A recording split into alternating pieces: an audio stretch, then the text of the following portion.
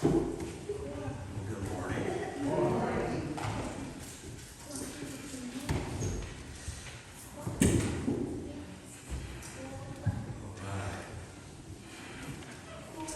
We have been talking about some of our heroes of the Bible, some of the names that if you were to walk out in public and do a survey and say, have you heard of this name? People would probably go, yeah.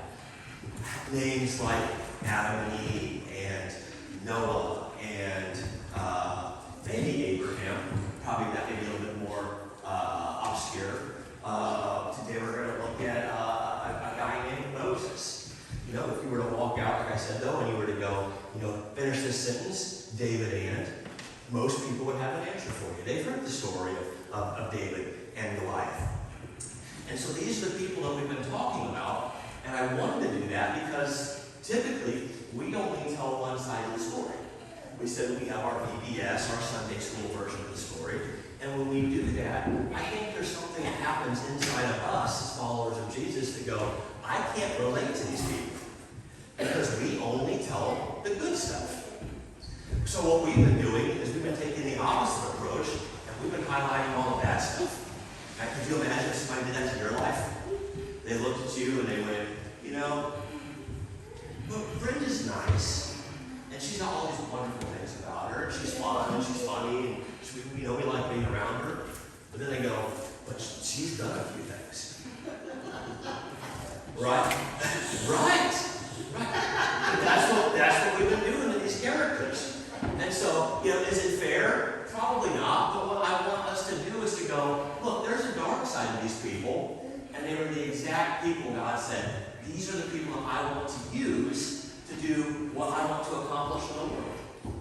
I think sometimes we've got this idea that unless we're perfect, or unless we feel extremely competent, or that there's something that we're just missing, and that God wouldn't want to use people like us. And so that's what we're doing, is we're highlighting the other side of the story through this series, and we're going, no, you got to break away. We're highlighting the other side of the story through this series, and we're going, no, they were just as messed up as we are. They had just as many issues as we do. And this guy that we're looking at today, Moses, I relate with this guy because he had more than most people we've talked about. There's 4 separate things that we're gonna highlight. And we've been saying that it's not, the idea isn't it's heroes versus villains. It's that there's a little bit of both in all of us. There's a little bit of good and a little bit of bad in all of us. It was funny, I was talking to Kim yesterday in the van, and we were laying out part of what I was going to talk about. And I said and I've said this the past few weeks, but I've said that, inside of us, or inside of me, that, I don't try to hurt people, normally. And then what I accidentally said was, most of the time, I hurt people on purpose. And she started laughing. I go, no, that's not what I meant. Most of the time, I don't hurt people on purpose. I don't mean to hurt people. But sometimes, they get under my skin just enough. Or sometimes, they've been irritating towards my family. I hurt my family. And I do hurt people on purpose. And I don't, I would like to think that never happens, but let's be real. So do you. And these are the exact same situations with the people that we've been talking about. Some of the stuff that they did was inadvertent. And some of it, they knew what they were doing and they walked right into it and did it anyway.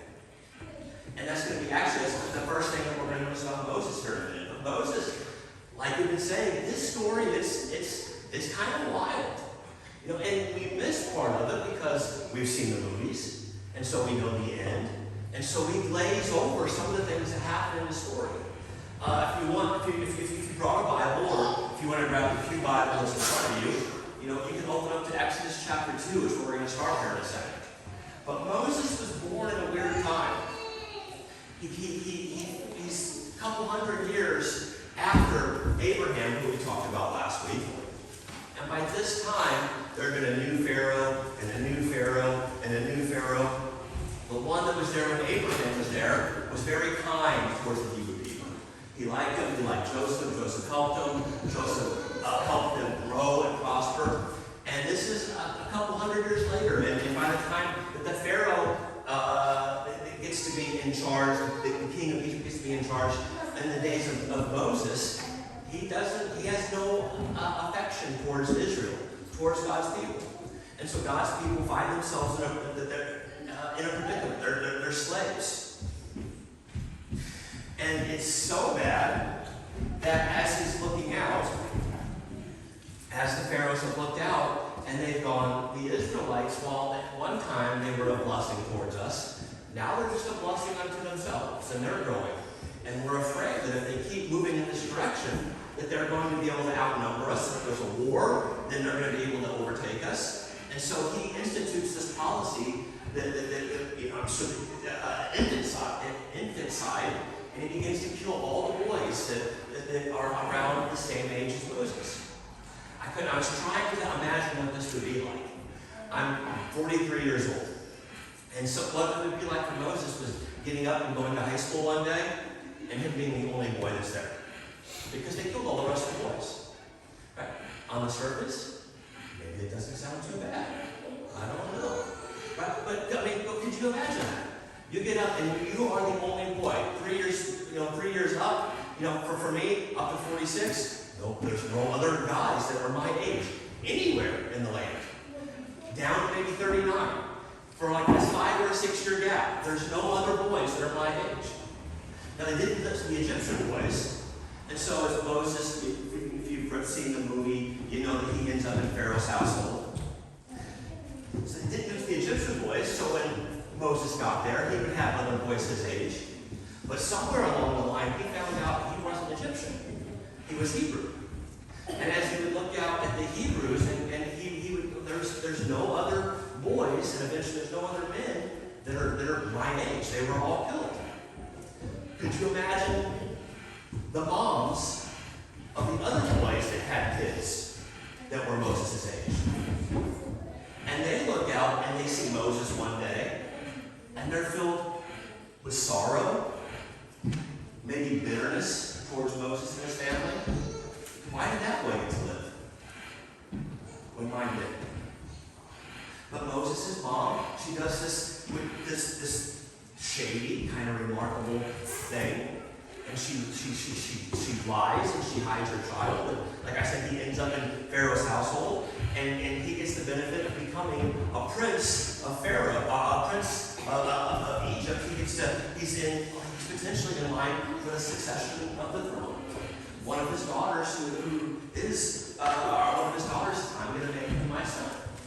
And so there's every reason to believe that he could grow up and be Pharaoh one day. And he grows and he goes to their academies, their schools, and he gets the best training that's in the land. Right? These are the people that built the pyramids that are still standing. And he gets the best in education that he gets. And he gets schooled in mathematics. He gets schooled in astronomy. He gets schooled in astrology. Right? These people that read the stars. He was taught. He was schooled in economics. He was schooled in how to deal with other nationalities. He was schooled in warfare. I found it interesting that there was some extra biblical material that spoke about Moses that said that by the time that he turned 30, that he was very successful as one of their commanders of their army. And it's not in the Bible. It's actually biblical material, so we don't know, if it's true or not. But there's a Moses that lived at that time that was a leader of the Egyptian armies, and he was very successful. And our story is going to pick up when Moses turns around 40.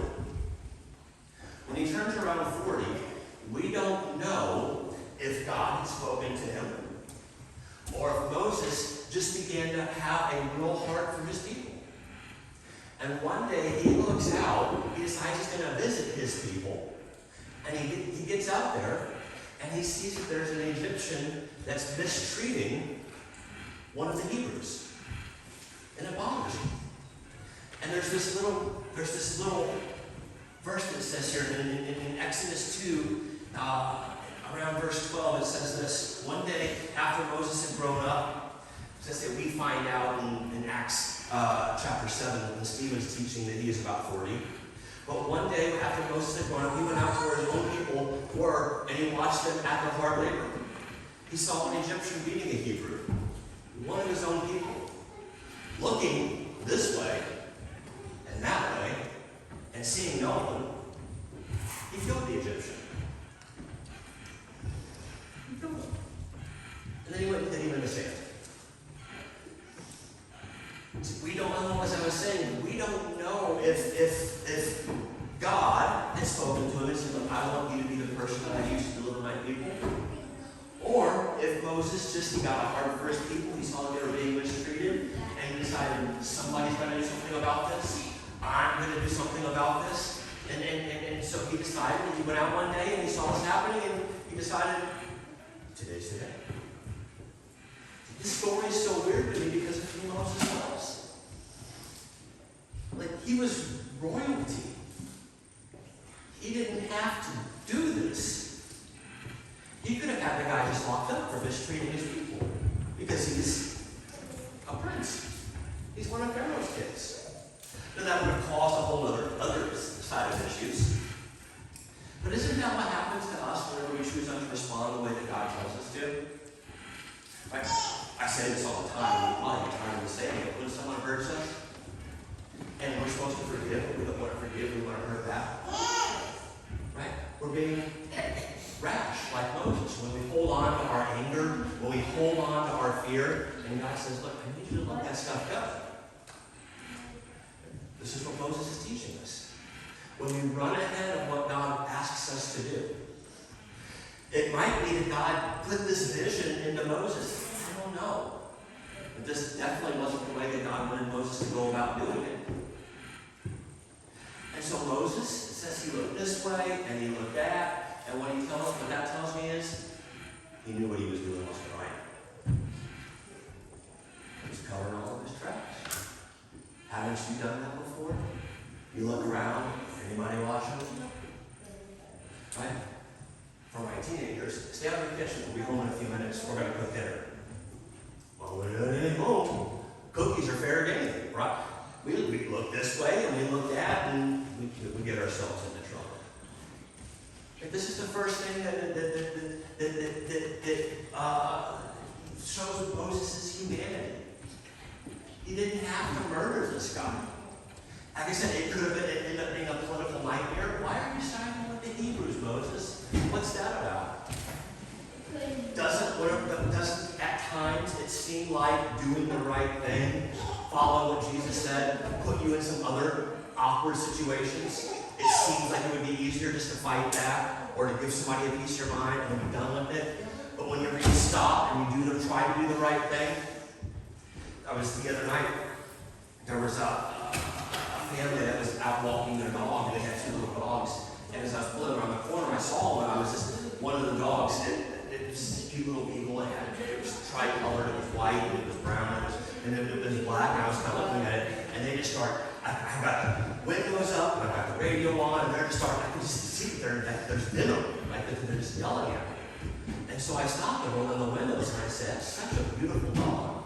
You know, and she stopped staring at it, and I'm just like, what is going on? But isn't that what happens sometimes to us? There's just this venom and where did that come from? It happens when we run ahead of what God says. He asks us to keep that in check. See, I was thinking there's times that we move either faster than what God says, or we move, I guess, slower than God says. Sometimes it feels like it's tough to get the timing right. So Jesus told a story about this. John told a story about this. Jesus' best friend. And we're not going to flip over there. In John chapter 5, there's this miraculous event that happens, and Jesus, he feeds the 5,000 people. And then he tells his disciples, I want you to go on ahead of me, go ahead and cross the sea, and I'm going to go pray, and I'm going to catch up with you guys. And so they take off, and they get a couple of miles out into the sea, and it's dark, and all of a sudden a storm hits, and Jesus is up on the mountain praying, And he's watching these guys, and they're struggling. They want to be anywhere besides where they are right now. As do we when we're going through a storm. When things don't seem to be going right. They want to be anywhere. And they're fighting, and they're struggling. And all of a sudden, Jesus has sympathy for them. And so he comes off the mountain and he starts walking towards them. And you remember what their response is whenever they see Jesus? It's a ghost. It's the same response we have when we're going through a storm and Jesus goes, this is how I want you to handle this. I know you don't like your circumstances right now, but I want you to forgive. I don't want anything to do with that guy right now, right? Because that's not how we want to handle it. It's a ghost. It's a demon. That's obviously of Satan, right? That's not what you do. We're going through a storm. See, sometimes I think that Jesus leaves us in the middle of a storm. He allows the timing to be off a bit because he's trying to do something in us. The end of John chapter 5 says that when Jesus got in there and didn't figure out who he was, snapped his fingers, didn't snap his fingers, but I'm snapping my fingers. And instantly they were supposed to, he can get you out of the storm. He can have you out of it right now, so why doesn't he? Because he's trying to do something inside of us. He's trying to grow our character. He leaves us in a storm so that we can learn to become more dependent on him. Increase our faith. And as we're in the storm and we see all this stuff going on around us, and we just want to fight and fight and fight, and Jesus goes, here's how you got in the storm. Nope! That's a ghost. That ain't how we do this. This is what Moses was going through. He's in the middle of a storm. He saw how his people were being treated. They were in the middle of a storm. Was he right to do something about it? Yeah. Is what he did what was right? No. And that's where we find ourselves. When we choose not to respond to life and to our storms the way that Jesus says, we get to confess, I'm Moses. I'm Moses. And I'm the type of person that God still chooses to use. But it cost him something, didn't it? After we have this incident, Moses looks out, or the next day, he gets up and he goes out and he sees two of his own people fighting, and so he confronts it. He goes, hey, come on, we're about to get out of here. I'm about to lead us out of here. And his people, they look at each other and look at Moses, and they start laughing, and they go, who do you think you are? Why do you think you got me say what we do? Who made you ruler and judge? Are you going to kill us like you killed them? And Moses, it clicks for him. Everybody knows. And so he runs. He flees. He goes to the land of Midian. He goes to the backside of the desert. Right? I was trying to find this, and there's nothing. It's not even a good desert. It's like craggy and rocks and stuff. And he goes, this is where he goes to. He flees to the land of Midian. And he goes, he finds a well. And he sits by the well. And then he meets a woman, and he meets her dad, and he ends up getting married to this woman. Like, so we're not covering all of Moses. If you want to read it, it's a pretty cool story. And so he spends the next 40 years in this place. See, because we highlight the good parts, we glaze over the fact he murdered somebody. God's still going to use him. Killed somebody in cold blood. And then because of this, he spends 40 years in the desert. To put it a different way, he spent 14,600 days in the desert. And then 14,600 days. A little wicked happy.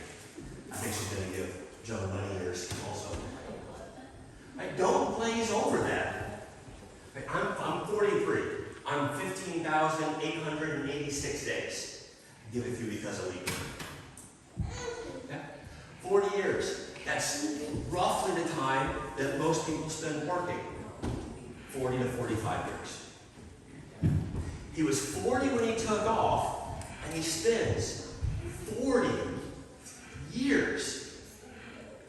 And not like, this is awesome, walking through, the city of Ramses, and we're building pyramids over here, and we're building stuff over here, and I don't have enough hours a day to get everything done. He's with sheep. Hour after hour. I think the job that you have, like whenever the power goes out in your house, and you're just sitting there and you're like, I can't even watch TV right now. Time slows down. This was Moses' life for 40 years. This highly educated, he knew mathematics, he knew economics, he knew philosophy, he knew how to deal with cultures, he knew warfare. This highly educated, potentially highly ranked army leader of the military 40 years in the desert, taking care of sheep. Has a couple of children. And one night, while he's out with his sheep, he sees a fire that's consumed the bush, and it's not dying out. Now, I did a little bit of research on this. Fires in the middle of the desert were not an uncommon thing. I'll show you how you can see that in the text. But they would have storms and lightning storms, and the lightning would hit the ground, which makes deserts super dangerous because they're flat. But lightning would hit the ground and shoot sparks out, and trees would get within and be gone like that. Moses said what drew Moses to this tree was lightning hit. I don't know if lightning hit or not on this occasion. But he saw a bush, and he looked at it, and he was waiting for it to poof out real fast. It didn't. That's odd. And so I better check into that. I want to make sure that my sheep are fine. I don't want them to be a predator. I don't want there to be a person to come attack. No, so I'm going to get ahead. I'm going to go find out what's causing this odd thing to happen. And he goes up to it. And this is 40 years later. He's 80 now. I think he's older than all of us in this room. Right? He's approaching this bush, this weird thing that's happening, and all of a sudden he begins to talk to it. Odd. Right? I would imagine, when I get alone, I hear voices, right? I start talking to myself. Right? I would imagine that Moses, at first he's going, is this outside of me or is this inside of me? I've been out here all alone for who knows how long. Am I losing? Moses, take off your sandals. The ground where you're standing is holy. He does. He realizes there's something odd going on here. Maybe it's the voice that he heard 40 years ago before he went out and he murdered somebody. Maybe he didn't hear a voice back then. Maybe it's the first time he's experienced this. And he begins to talk. And this bush tells him it's time to rescue my people. And the voice says, I'm going to go do this, and I'm going to do this, and I want you just to go and be the guide for my people to leave when it's time. This is in Exodus chapter 3. And Moses, he moves from 40 years before, from being rash to being highly insecure.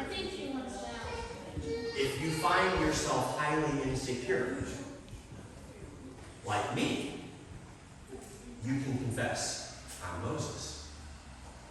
And know that you're still the type of person God wants to use. You might find yourself in one of the excuses that he says. He starts out and he goes, who am I? And I know what he's thinking. He's remembering that conversation with that Hebrew 40 years ago, who said, who do you think you are? Do you think that, why are you, who appointed you leader and judge over us? Or have a voice stick with you? Somebody tell you you weren't good enough? That's what Moses is going, who am I? God, I tried that a long time ago and it didn't work out. In fact, it's how I got right here. And so God tells him who he is. And so Moses goes, okay, so suppose I go. Suppose I go and I begin to talk to people like you say, and they want to know what your name is. I'm talking to a bush. What do I tell them? Right? This is weird. Who's going to believe this conversation? What do I tell them your name is? And God's promise is, he goes, look, I will be with you. He goes, you can tell them my name is I am who I am. But more so than you being able to have all the answers, isn't that what our typical, when I tell you, well, share your faith, what if they ask me a question I don't know? That's what most of these going, I don't know enough to be able to go. Right? Maybe one day I felt like I knew everything because of my pedigree. But not anymore. It's been a long time since I've been in academia. It's been a long time since I've had access to a book. Isn't that how you feel sometimes? The world's changed on you? I don't know how to relate to this new world. You know what God's promise is for you? I'll be with you. You don't have to know everything. I'll be with you. Just take a step of faith and go. Moses goes. God, he goes. His first excuse is, who am I? His second excuse is, who do I say you are?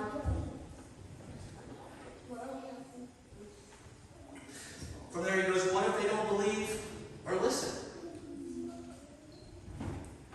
And he's fearing failure again. What if this turns out just like last time, God? And God says, look, to help you with that, I'm going to give you 2 signs. But isn't this just what we do? God says, I want you to go do something. And it doesn't be something big and majestic and magical. The last 2 will go much faster than the first 2, I promise. We'll be out here on time. It's just something little, like I want you to go be kind to your neighbor. When the opportunity arises, I want you to tell them about me. And we come up with a similar, who am I? What would I ever say about you? What if they don't listen? Now they think that I'm weird. Right? These are all the same. We use exactly the same excuses that Moses used whenever God said, look, I just want you to go. It's as if God said, look, I just want you to go. And where Moses heard, I'm supposed to do something there. And God didn't tell him, you're going to do anything. He just said, Moses, go. And then when the time's right, you're going to just be in front as we walk everybody out of there. And Moses, he's like he's heard something different, that he's supposed to deliver God's people. And that wasn't what God ever said to him. And so he says, who am I? He says, who are you? He says, what if they don't believe? What if they don't listen? He goes, I'm slow of speech. It's not what Acts chapter 7 says. It says that he was mighty and powerful in speech and action 40 years ago. He's just feeling insecure. Isn't that how we feel at times? How can God use me? And it's exactly the type of person that Moses was. Finally, he just says, I'm not qualified. He goes, please send someone else. The modern English version of the Bible says, oh Lord, please send anyone else. I like that. Ain't that? That's how we feel. And if you find yourself insecure, I don't know how God can use me. God, I want to be able to tell people about you. I want to make a difference in my community. And you're going, but who am I? What would I even say? What if they don't listen? I'm slow. I won't have the right words. Please I want you to do it, God, but I don't want you to use me. You get to confess like I do. I'm Moses. And you get to understand. We are exactly the type type of people God chooses to use. The rash, the insecure. Finally, Moses decides to go. He said that God tells him, you can go. I'll send Aaron with you. I'll send your older brother. He obviously fit the age gap. And so he got to go. And if you know the story, you know that ended up being a huge problem. Aaron got Moses and Israel in all kinds of issues. And so they went back and they have this face-off with Pharaoh, and there's these 10 plagues that happen, and we're not going to talk about that today. But eventually Pharaoh allows the Israelites to leave, and they do, and Moses begins to lead his people out of the land of Egypt. And I find this so fascinating. I've been thinking about this, and I don't have a lot to say about it right now. But it says, he's in Exodus chapter 14, God sends the people following Moses, and so they go out, they go in a direction for a while, and in Exodus 14, verse 1, it says, then the Lord said to Moses, tell the Israelites to go back and encamp near this place. And it's like, I'm trying to wrap my mind around why God was in one way, and then say, good, we're going to go back the other way for a while. Like, we wait for people to get out of the way, and so this is, and I found this passage really, really interesting. But Moses listens, and this whole time, they've been following a pillar of fire and a pillar of smoke, depending if it's day or night. And so they're following it, and they're keeping their eyes on it, and they follow it right up to the edge of the Red Sea, right, where the story gets, where we imagine the story's going to go to, right? We skip to this part because we know what's going to happen. And they follow it right up to the edge, and it doesn't say this, but I imagine the pillar of fire or smoke, whether it's day or night, I imagine it keeps going out into the water, but all the people stop. And they turn around because they hear horses. And they notice that Egypt's army has come after them. They took their eyes off of what God said focus on. They stopped whenever they hit an obstacle. And they put their eyes on something they were never meant to watch. And then here's the verse that I wanted to talk about for a second. Exodus 14, verses 13 to 16. I find this is so funny because all of God's people are over here. They're trapped in this area, this little peninsula, and all of the Egyptians are crowding in. God's people have like 2 million people. We don't know how many are coming, but they're all backing up because they see an army behind them, thousands and thousands and thousands, and there's chariots coming, and God's people aren't looking where they're supposed to be looking. They're looking at this thing, and they're all backing up, not doing what God told them to. And it says, Moses answered the people, don't be afraid, stand firm, and you will see the deliverance the Lord brings you today. The Egyptians that you see today, you'll never see again. Moses is going, just stand here. God's going to do something amazing. And you know what God says? This is the funniest verse in the Bible to me. I love this. It says, why are you crying out to me? Tell the Israelites to go. Ain't that hilarious? And it's exactly what we do when we misuse God's word. God says, go. And we go. Let me think about that. God says, go love your neighbor. And we go, they weren't very kind to me.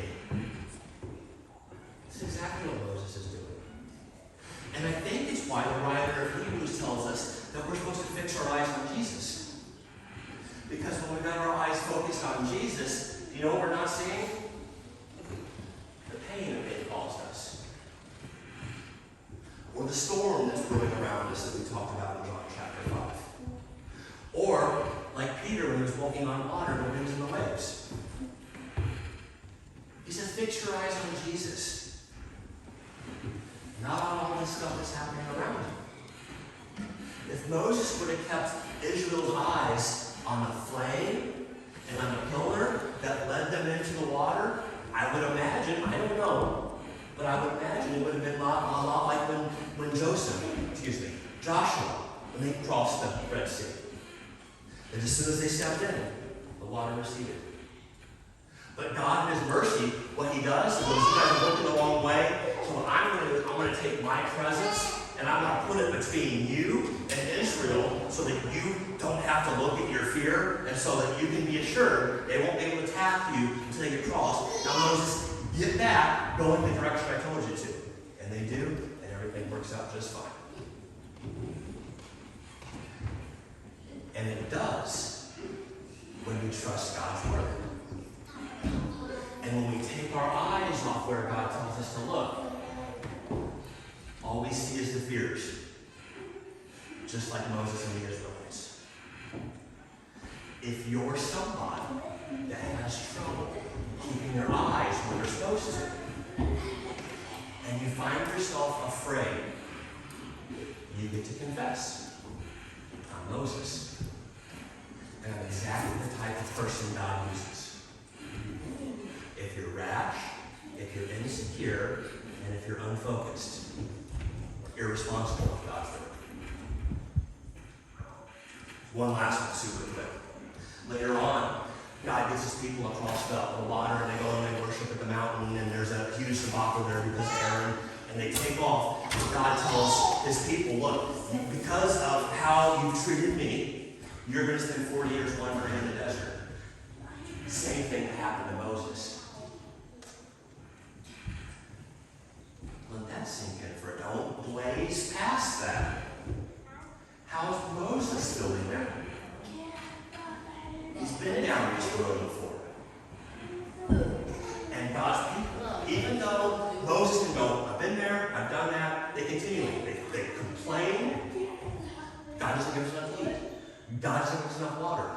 And so God miraculously provides food, and he miraculously provides water. One time, God tells Moses, go tap on the stick, or go tap on this rock, and it sprouts forth water. Another time he says, go throw a stick in this pool, and the water that was bad becomes good. And then they just keep complaining. And if I'm Moses, I'm feeling like when I take my kids someplace nice, we go to the zoo, we go to the magic house, and say, hey, can I have? And I can just feel my blood pressure rising. I just brought me to Six Flags.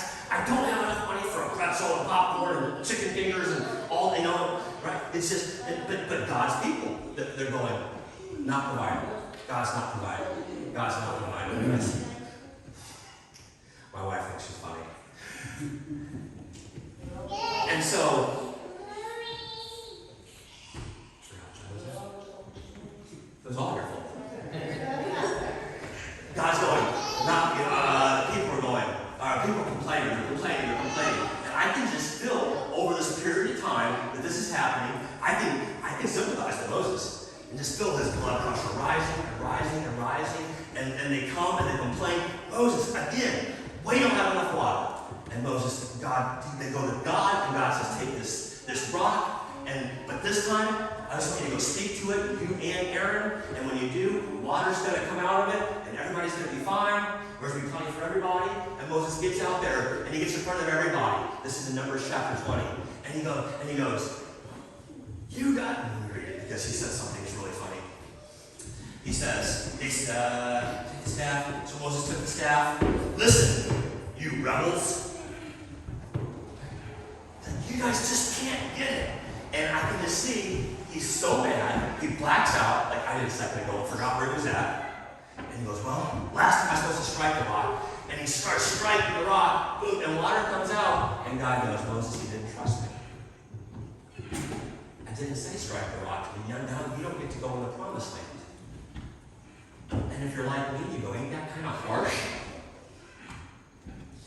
Until you remember. There was a day that he was in the desert. And when he saw one of his brothers being mistreated by an Egyptian, he had a little anger outburst, didn't he? And then one day, as he was having this show off with Pharaoh, and he was shooting down Pharaoh's gods, the plagues, the part that we skipped, between the 9th and the 10th plague, Moses is going, the 10th plague was the death of the firstborn son. All the firstborn are going to die. Moses leaves after the 9th plague, after after 1 in 10 plague, and it says Moses was furious with Pharaoh. His anger confessed. And then, when they were on the mountain, and God gave the commands, and Moses came down from the mountain, he saw the people, and they were worshiping the golden calf, and not God. Moses became the worst person ever and broke all the commandments at once. That was a little bit funny. Smash! He had a little anger outburst. This was an issue for Moses. And God still used him. And God put up with it. And if you have a reoccurring thing that you're going, if I can only break this thing, then God would be able to use me, you get to confess. Like I did. I'm Moses.